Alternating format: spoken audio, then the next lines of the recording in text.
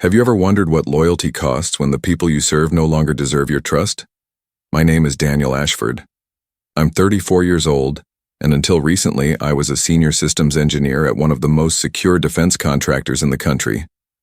I held top-level clearance, managed code-protecting government infrastructure, and believed, perhaps naively, that I was helping secure the future of a nation I still believed in.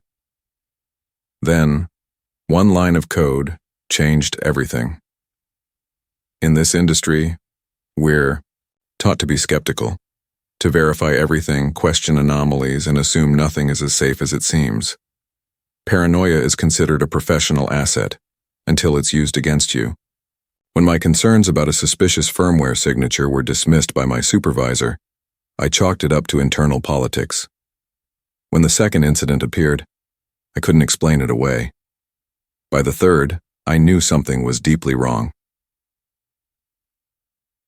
What you're about to hear isn't just a story about corrupted code. It's about the quiet ways power protects itself, and what happens when doing the right thing means dismantling the very system that once gave you purpose.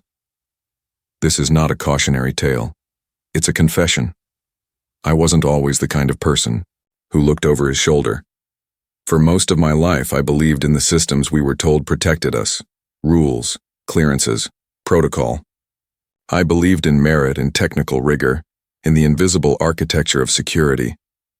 Maybe that sounds naive, but when you grow up the son of a military intelligence officer, you don't really question service, you inherit it.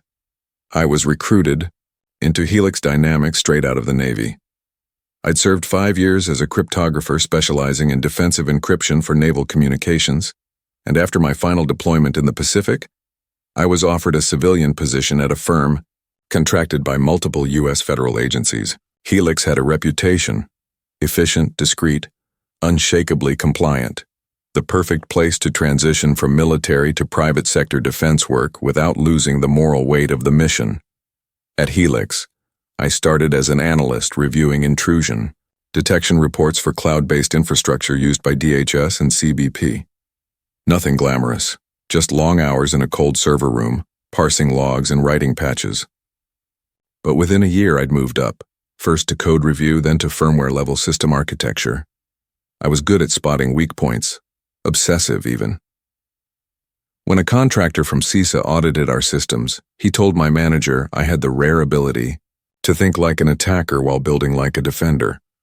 I took that as the highest compliment. I also took it seriously. Cybersecurity isn't about blinking lights or cinematic hacks. It's about discipline. Long strings of characters, version histories, approvals, silent code buried where no one is supposed to look. It's an unromantic job, one that rewards skepticism and punishes ego. And I was proud of the work. I was proud that my lines of code, carefully audited, painfully documented, stood between bad actors and national infrastructure, data centers, unmanned aerial surveillance platforms, critical energy relay systems. These weren't abstract to me. They were nodes in the machinery of real national defense. I treated every vulnerability as a threat to people, not just machines. Marcia, Train, my division head, seemed to share that ethic. She was sharp, composed, and careful. At least that's how I saw her for the first 3 years. We rarely spoke outside of performance reviews and urgent updates, but I respected how she ran her team. She kept client politics away from the technical staff, and she signed off on security audits with the precision of someone who understood what was at stake. She once told me, "If you can't defend every line you ship, you shouldn't be writing it." At the time, I agreed without hesitation. But I'd soon find out that sometimes the people who say the right things are the very ones writing their own exceptions. And by the time I realized it, the code wasn't the only thing that had been compromised. It started on a Tuesday morning that looked like any other. Black coffee, a quiet login, and a review queue filled with firmware deployment. Tickets waiting for final clearance. I was reviewing code for an aerial surveillance firmware update scheduled to go live on a CBP drone fleet used along the southern border. These were semi-autonomous units with motion recognition protocols, crowd pattern analytics, and heat mapping overlays. Sophisticated, yes, but standardized. Nothing in this update should have surprised me, but something did. Buried near the bottom of the authentication module, just above the device pairing subroutine, was a segment of code that made me stop mid-scroll. It was only a few lines, subtle, almost elegant in its simplicity. A conditional trigger that executed under a very specific set of environmental variables: barometric pressure, flight altitude, and GPS lock status. When those variables aligned, the drone initiated a silent data relay. It bypassed the encrypted logs and sent a batch of sensor data to an IP address outside the designated federal infrastructure range. I ran a trace. The IP was registered in Reykjavik, Iceland, mapped to a supposedly defunct research shell. The packet headers were camouflaged under diagnostic reporting labels, but the data payload included heat maps, motion events, even raw audio sampling. I thought it had to be a mistake, maybe legacy test code that hadn't been cleaned. But then I checked the approval logs. The code had been reviewed and greenlit by Marcia Train. I stared at the signature block. It wasn't just her name, it was her secure key. The digital signature had a timestamp from 2 weeks earlier, marked as part of an expedited review batch. The documentation included a standard change control ticket, but the reference document it cited didn't exist in our archive. That was my second red flag. The third came when I tried to follow the source commit. The branch had been merged and deleted, a fast-forward push with no peer review chain. I felt my chest tighten in that slow, creeping way you feel before the body admits to panic. I copied the function to a sandbox and stripped it down. The logic was intentional. This wasn't a test artifact or a misfire. It was a stealth relay built to activate under very specific field conditions. Someone had gone to great lengths to hide it in plain sight. I reran the trace using an anonymized outbound request. Same destination, same cloaked data route.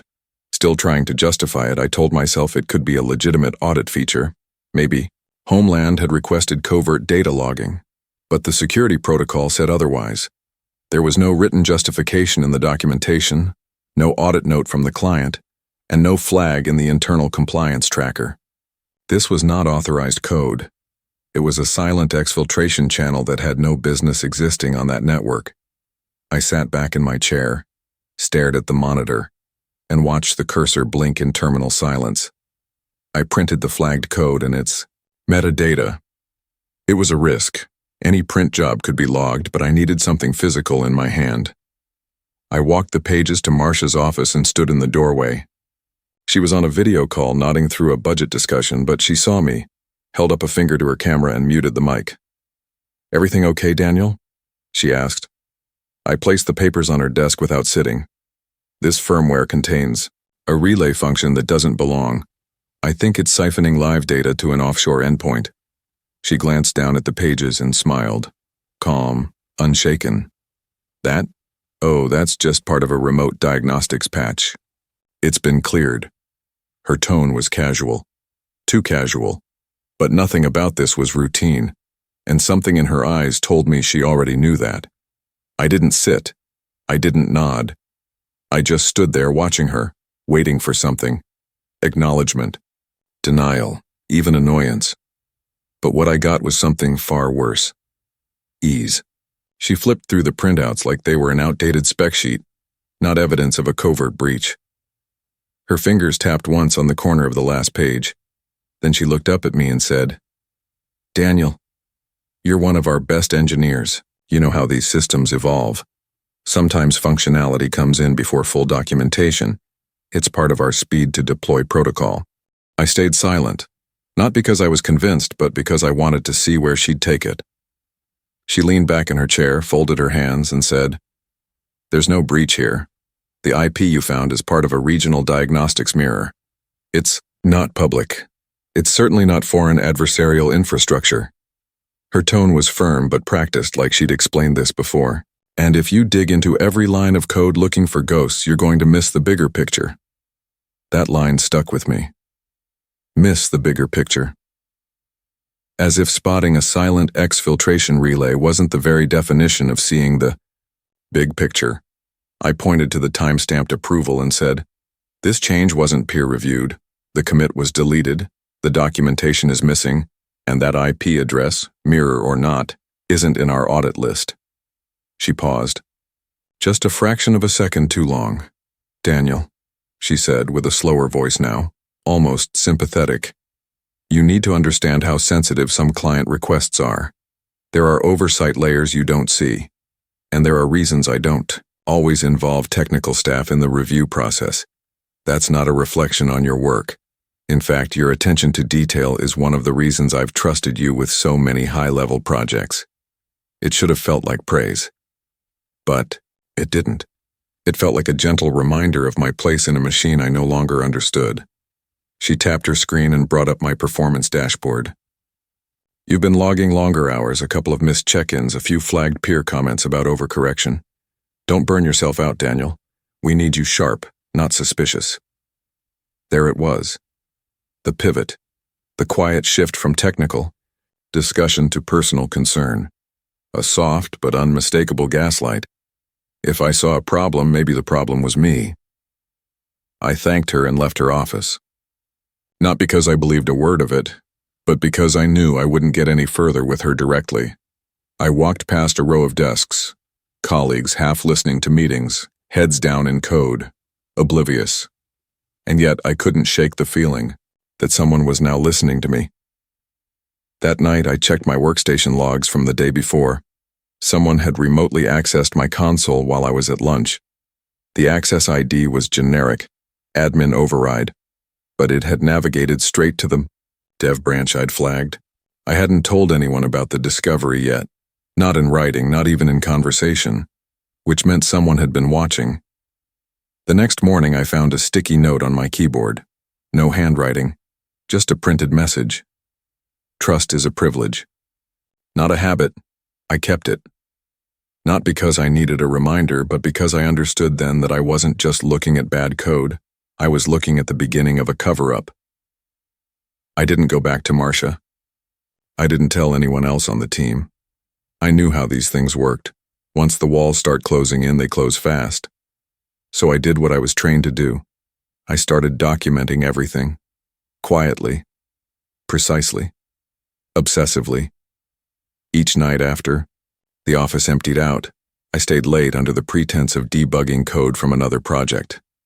But in reality, I was using a hardened USB loaded with a secure Linux distro, booting from it to isolate myself from the corporate network.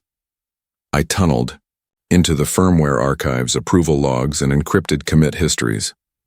I wasn't looking for an explanation anymore. I was looking for a pattern, and I found one. The same signature block from Marcia's clearance had appeared on 2 additional update chains.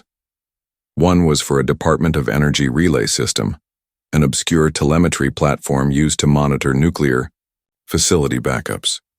The other was tied to a U.S. Marshals biometric archive, a low-access system that stored retinal scans and gait analysis data. Both showed silent conditional relays. Both routed through offshore data mirrors that had no formal audit trail. Each was hidden with just enough obfuscation to pass a casual scan, but not enough to pass under someone trained to look, someone like me. I cross-referenced the dates of deployment with internal access records and found that these updates had been expedited under the guise of emergency redundancy patches. No testing logs, no rollback chains, no peer validation.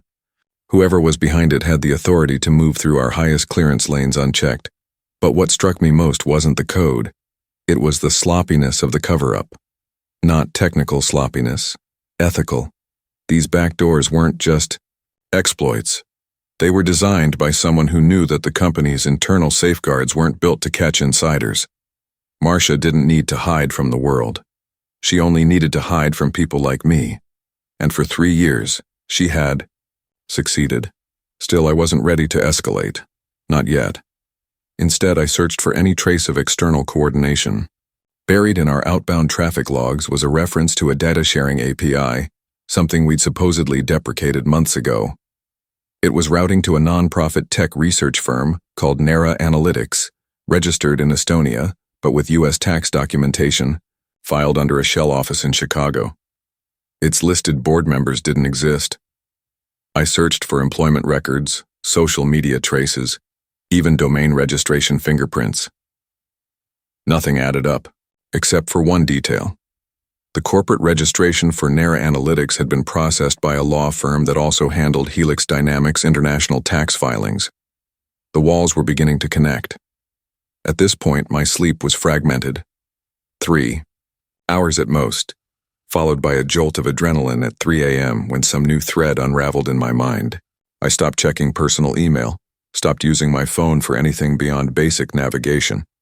Once I thought I caught someone following me from the parking garage to my apartment. A black sedan, windows tinted past legal limits, took the highway, same 4 turns as me before disappearing. I didn't get its plates. I wanted to believe it was just coincidence. But when I opened my apartment door that night, I found a single piece of paper on the floor, no envelope, no markings. It read, "You're asking questions no one wants answered. Don't mistake your access for immunity." I stood there holding that note under the hallway light, realizing I had crossed a line, and there was no way back. I didn't sleep that night. I couldn't. The note on my floor wasn't just a warning, it was confirmation. Someone inside Helix knew exactly how close I was to exposing what they'd worked so hard to hide. And if they knew what I knew, then they'd already begun the next phase. Silence the messenger. By 4 a.m., I made the decision. I wouldn't go to Helix's internal audit team. I wouldn't report it to HR. Those paths were designed to contain problems, not solve them. Instead, I reached out to someone I hadn't spoken to in over a year, Alex Rivas, a former colleague who had left Helix to join CISA's threat assessment division. We weren't close friends, but we respected each other's work. And more importantly, I remembered something he said the day he left. If you ever find something you can't explain, something that feels too clean to be real, you call me first. Encrypted the files I'd gathered. Over 60 pages of code fragments, commit logs, access records, traffic maps, and metadata. I used a custom protocol to break the data into fragments and route it through multiple layers of delay encryption. Each piece was time-locked, requiring all others to assemble before it could be decrypted. I didn't want to take any chances. If this got intercepted, I needed it to be useless until it reached the right person. At 6:12 a.m., I sent the message. Not through personal email, not over a known channel. I used a secure government submission tool that Alex had told me about during a CISA workshop 2 years earlier. It wasn't public-facing, you needed to know it existed. The confirmation window blinked once, then disappeared. I waited. For hours, I sat at my kitchen table staring at the blank screen.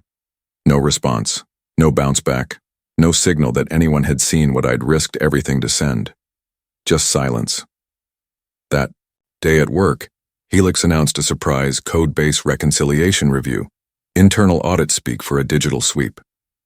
They asked for device returns, unannounced access to workstations, and complete code documentation from the past 60 days. A few engineers rolled their eyes. "Another compliance drill," one of them muttered. But I knew better. They were looking for me. At 3:23 p.m., I received an email from a restricted CISA address. No subject line. The body of the message was a single sentence. "We received your documentation. Stay where you are. We will contact you again within 48 hours. That night I stayed off grid, turned off my phone, left my laptop powered down in a Faraday sleeve. I packed a go bag, not because I thought I'd need it, but because I couldn't shake the feeling that I already had. I took it to my car, left it under the passenger seat, then walked 2 miles to a small diner with no security cameras and paid cash for a meal I didn't eat. When I got back home, there was no sign of anything unusual. No cars outside. No note, this time. But there was an email in my inbox, from a burner address. It said only this: "You're not the only one watching her." I didn't know who had sent it. I didn't know what they meant.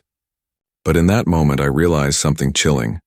This wasn't just about backdoors or stolen data anymore. This was a game with more than 2 players, and the next move wasn't mine. The following morning began like every other. No black cars, No knocks at the door. Just my usual routine. Coffee half finished, shirt tucked in, and the distant hum of tension that had taken permanent residence in my chest. I arrived at Helix a few minutes early, more out of anxiety than habit. I sat at my desk, booted my workstation, and tried to act like nothing had changed. At 9:02 a.m., everything did. Marcia appeared at my cubicle with two people I didn't recognize, one from HR, the other a private security contractor wearing a visitor badge and an expression of quiet authority. She didn't speak to me directly. Instead, the HR representative stepped forward and delivered her lines with rehearsed neutrality. "Daniel Ashford, you're being placed on immediate administrative leave pending an internal investigation into unauthorized access of proprietary systems in violation of Helix Dynamics acceptable use policy. Please shut down your terminal and follow us to collect your personal belongings." No explanation, no accusations, just cold policy. I didn't resist. I logged out, powered down my machine, and stood as the entire floor seemed to pause in collective discomfort. A few colleagues looked up, their faces half curious, half concerned. Most didn't look at all. I walked past them with the security officer a step behind me. My personal items, a framed photo, a notebook, a stress ball shaped like a drone, were already boxed by the time we reached the HR office.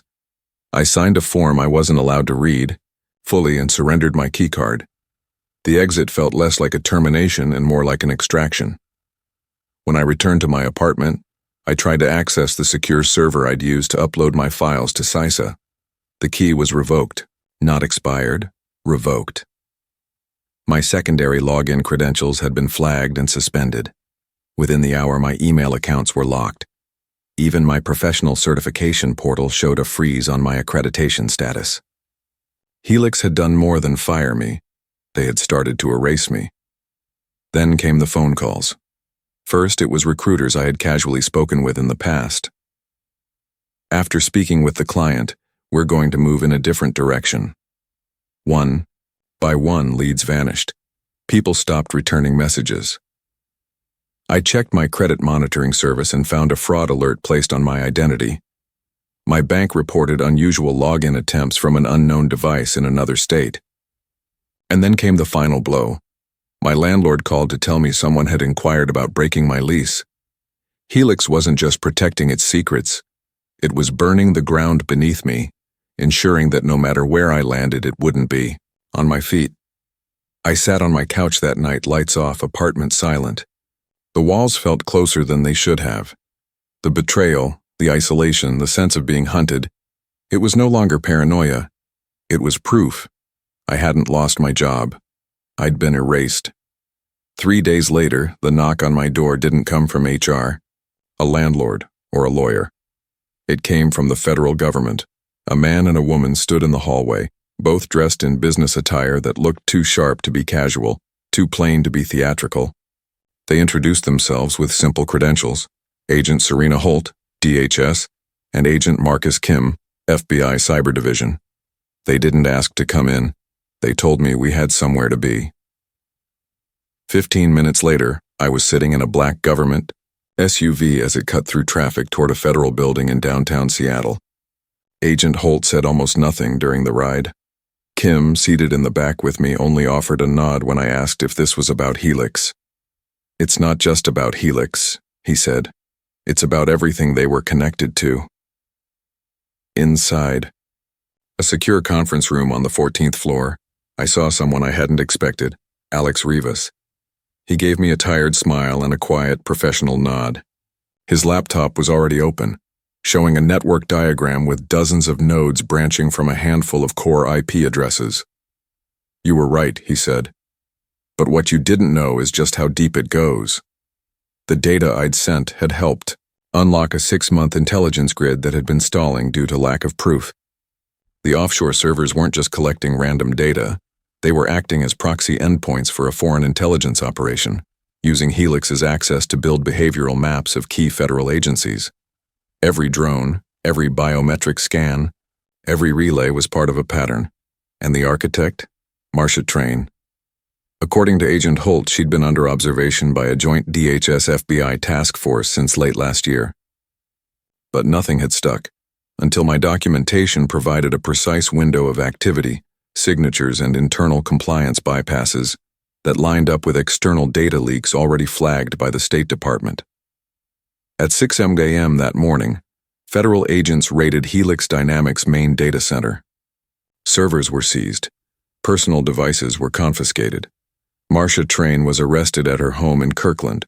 Her passport had been flagged, and she had 2 bags packed, including a burner phone and encrypted drives. But she hadn't acted alone. 2 other Helix employees, Eli Warner, a senior infrastructure architect, and Kelsey Breen, a compliance officer, were taken into custody. Both had helped launder code reviews and redirect oversight protocols. The nonprofit front I had uncovered, NARA Analytics, had already been blacklisted and shut down. Interpol was involved now. Financial trails showed that millions had been moved through dummy consulting contracts and cryptocurrency wallets tied to Eastern European accounts. And then came the part that surprised me most. "You're not just a source," Agent Kim said. "You're a named witness, which means you'll be testifying." He placed a small digital recorder in front of me and pressed record. As I began walking them through every detail I'd uncovered, every file, every shift in code, every moment of doubt, I realized something I hadn't felt in weeks. I wasn't running anymore. I was the reason they'd stopped. I didn't go back to my apartment that night. After the debriefing, Alex walked me down to a different SUV, not the one I came in, and handed me a sealed envelope. Inside was a short-term federal access badge, a burner phone, and an address to a temporary housing facility used for high-value civilian cooperators. "It's not witness protection," he said, "but it's the layer before it." The following weeks moved in fragments. I was assigned a secure workspace inside a DHS field operations office, given temporary clearance extensions, and paired with a forensic analyst named Lena, who knew more about code obfuscation than most people know about their own phones. Together, we mapped out the full scope of the backdoors Marcia and her team had installed. It stretched beyond drones and biometric systems. There were embedded vulnerabilities in real-time logistics platforms, energy grid monitors, even 2 prototypes for next-gen satellite relays. Each piece we verified added more weight to the prosecution's case. But for me, it did something else. It began to rebuild the version of myself I thought I'd lost. I no longer felt like a ghost walking through a life that had been burned out from under me. I had purpose again. Not performative purpose, the kind they sell you with company slogans and mission-driven tech. I was doing the work I thought I'd been doing all along. The job offer came on a Tuesday. Director Langston from DHS's Cyber Defense Directorate asked to meet in person. Over coffee in a conference room sealed off from the main floor, he told me they wanted to bring me on, full-time as a classified systems integrity architect. I'd work across multiple agencies, building countermeasures against precisely the kinds of insider threats I'd helped expose. He ended the offer with a line I'll never forget.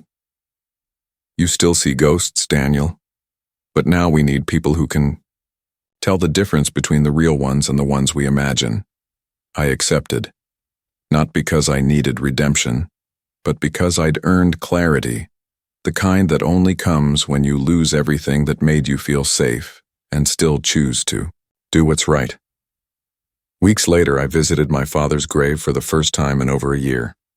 I didn't say much. Just stood there for a while holding the new badge in my hand, and for the first time since all this began, I didn't feel like a traitor. I felt like I'd come home. What you just heard was fiction, deliberately constructed, carefully paced, but the world it lives in is real. Every day, contractors, engineers, and analysts sit at terminals that hold the keys to national infrastructure, and not all of them are working with clean hands. Cybersecurity isn't just about code. It's about trust, chain of command, the quiet assumption that the person above you is playing by the same rules. When that trust breaks, the consequences aren't just technical, they're human. Careers end, systems collapse, countries bleed data in silence. This story isn't about being perfect. It's about being principled when it costs you something, If that landed with you, even for a moment, drop a quick comment. Protect the code. Respect the risk. It lets me know these stories matter, and if this kind of narrative resonates with you, the blend of moral tension, technical depth, and emotional truth, consider subscribing. It helps this channel grow, and it tells the algorithm that thoughtful content has a place in this space. Thanks for staying with me. Stay aware. Stay accountable. And remember, access is power, but integrity decides what you do with it.